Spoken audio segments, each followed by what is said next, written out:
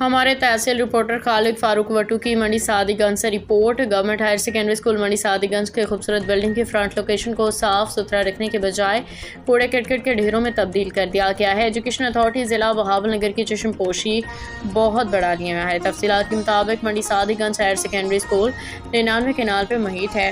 84 دیہاتوں کے ہزاروں طلباء زیر تعلیم ہیں، مگر نااہل اسکول انتظامیہ نے تعلیمی ادارے کو صاف ستھرا ماحول فراہم کرنے کے بجائے خطرناک کیڑوں مکوڑوں کی ہماجگاہ کوڑے کرکٹ کے ڈھیروں میں تبدیل کر دیا۔ پنجاب گورنمنٹ نے تقریباً 12 سال قبل کروڑوں روپے کی لاگت سے نئی بلڈنگ تعمیر کروائی، لیکن نئی بلڈنگ کے سامنے قدیم ڈینجرس ٹوٹی پھوٹی خطرناک بلڈنگ کو حسب ضابطہ نیلام نہیں کیا گیا، نہ ہی گرایا گیا، جس کی وجہ سے اسکول فرنٹ لوکیشن میں جنگل کا منظر دکھائی دیتا ہے، جبکہ Punjab government naan salary budget کے ذریعے اسکولوں اور طلباء پہ خرچ کرنے کے لاکھوں روپے سالانہ مہیا کرتی ہے۔